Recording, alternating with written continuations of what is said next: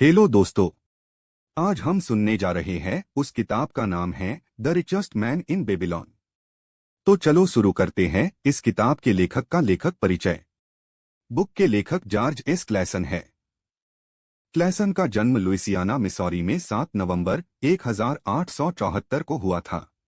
उन्होंने अपनी शिक्षा यूनिवर्सिटी ऑफ नेब्रास्का से पूरी की। लेखक स्पेनिश और अमेरिका युद्ध के दौरान संयुक्त राज्य अमेरिका की सेना में थे। क्लैसन को मितव्ययी होने और वित्तीय सफलता प्राप्त करने की एक श्रृंखला लिखने के लिए जाना जाता है। लेखक को पहले खुद को भुगतान करे का वाक्यांश गढ़ने का श्रेय दिया जाता है। अब चलो शुरू करते हैं किताब। दोस्तों, बेबीलोन का सबसे अमीर आदमी बुक में एक बेबीलोन शहर के बारे में बताया गया है जिनसे अर्कद नाम का एक अमीर आदमी रहता था। कहा जाता है कि वह बेबीलोन का सबसे अमीर आदमी था। वह अपनी धन दौलत के लिए चारों ओर मशहूर था। इसके साथ ही वह बहुत उदार और दानी भी था। वह अपनी दौलत को जरूरतमंदों और गरीबों में दान करता था और अपने स्वयं के खर्चों को भी खुलकर खर्च करता था। लेकिन फिर भी उसकी संपत्ति घटने की बजाय दिन रात बढ़ती ही जाती थी। एक दिन उसके कुछ पुराने दोस्त उससे मिलने उनके पास आए और उन्होंने कहा, अर्कद, तुम हमसे ज्यादा खुशनसीब हो। तुम बेबीलोन के सबसे अमीर इंसान हो गए हो, जबकि हम अपने वजूद के लिए संघर्ष कर रहे हैं। तुम सबसे अच्छे कपड़े पहन सकते हो और सबसे दुर्लभ भोजन कर सकते हो, जबकि हम अगर अपने परिवार को साधारण कपड़े पहना सके और जो भी उपलब्ध है वही खिला सके तो हमें संतुष्ट रहना पड़ता है। लेकिन एक समय हम बराबर थे। हमने एक शिक्षक से पढ़ाई की। हम एक ही खेल खेलते थे। तुम हमसे पढ़ाई और खेल में बेहतर नहीं थे और तब के सालों से तुम सबसे ज्यादा सम्मानजनक नागरिक नहीं रहे हो। अर्कद के दोस्त उनसे कहते हैं कि तुमने हमसे ज्यादा मेहनत भी नहीं की। तब ऐसा क्यों है कि सौभाग्य ने तुम्हें सारी चीजें दे डाली और हमें अनदेखा कर दिया, जबकि हम सभी बराबर अधिकारी हैं। तब अर्कद ने उन्हें डांटा और कहा, अगर युवावस्था से अब तक के सालों में तुम दाल रोटी के अलावा तुम कुछ और नहीं कमा सके तो इसका कारण है कि तुमने उन नियमों को नहीं सीखा और जाना जिनसे संपत्ति बनती है। उनके दोस्तों के आग्रह करने पर अर्कद ने उन्हें अमीर बनने और संपत्ति बनाने के उन 7 नियमों के बारे में बताया जो उन्होंने सीखे थे और जिसकी बदौलत वह अमीर बने थे, जो इस प्रकार हैं। नियम 1, हश अपने बटुए को मोटा करना शुरू करो। इस नियम में अर्कद अपने दोस्तों को बताते हैं कि अपने बटुए को मोटा करने के लिए अर्थात अपनी संपत्ति को बढ़ाने के लिए अपनी आमदनी का 10वां हिस्सा बचाना चाहिए। इससे हमारा पर्स जल्दी ही मोटा हो जाएगा। अर्कद ने बताया कि मैंने भी इसी तरह से शुरुआत की थी और आमदनी में से हर रोज में अपना 10वां हिस्सा बचाता था। अर्कद ने एक उदाहरण देते हुए बताया कि यदि आप अपने बास्केट में रोज सुबह 10 अंडे डालें और हर शाम 9 अंडे निकालें तो क्या होगा? एक समय बाद यह भर जाएगा। इसलिए यह जरूरी है कि हमें अपनी आमदनी का 10वां हिस्सा जरूर बचाना चाहिए। इससे एक तो हमारा पर्स मोटा होता जाएगा और हमारी पैसे बचाने की आदत भी पड़ जाएगी। नियम 2, हश अपने खर्चों पर नियंत्रण करे।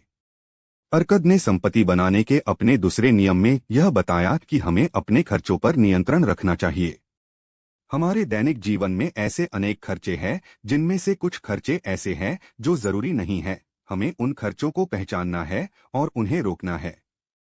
आपको हमेशा अपने खर्च किए गए पैसों की 100% संतुष्टि मिलनी चाहिए। अर्कद बताते हैं कि अपने सभी खर्चों की एक लिस्ट बनाएं। उन खर्चों में ऐसे खर्च भी शामिल हैं जिनको न करने से हमारे जीवन पर कोई खास फर्क नहीं पड़ने वाला है। हमें इन खर्चों को हटाना है। आपको अपने इन खर्चों को 90% आमदनी में से ही खर्च करना है। नियम 3, हश अपने स्वर्ण को बढ़ाए। अर्कद ने अपने तीसरे नियम में बताया कि धन बचाना और खर्चों पर नियंत्रण रखना एक शुरुआत है।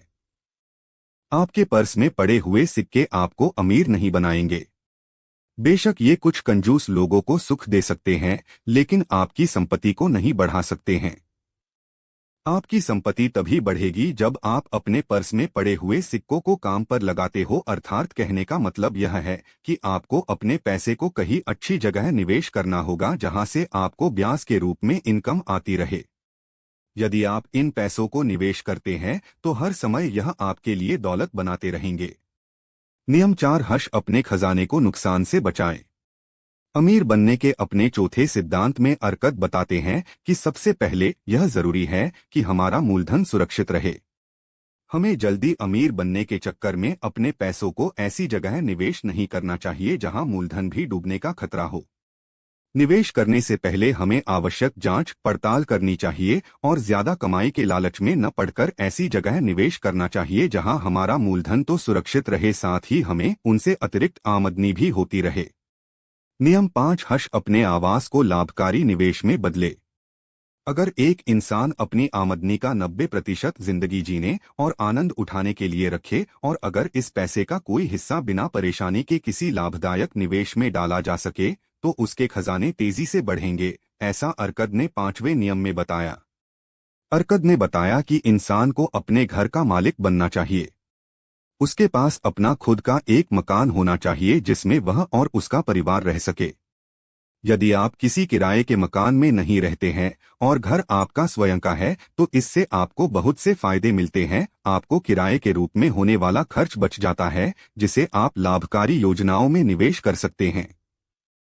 नियम 6 हश भविष्य की आमदनी निश्चित करे। अरकद ने अपने इस नियम में बताया कि हर इंसान का जीवन बचपन से बुढ़ापे तक बढ़ता है।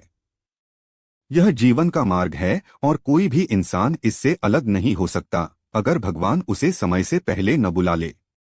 इसलिए हर इंसान को आने वाले दिनों के लिए आमदनी सुनिश्चित कर लेनी चाहिए जब वह युवा न रहे और अपने परिवार की देखभाल के लिए भी जब वे उनके साथ न रहे। यह नियम आपको तब सहायता करेगा जब आप कमाने के लायक नहीं रहते हैं। एक इंसान को अपने भविष्य की आमदनी को सुनिश्चित करने और अपने भावी लक्ष्यों को प्राप्त करने के लिए घर और जमीन खरीदने में निवेश करना चाहिए। यह निवेश आपको इसकी भविष्य की उपयोगिता और कीमत को ध्यान में रखकर ही करना चाहिए।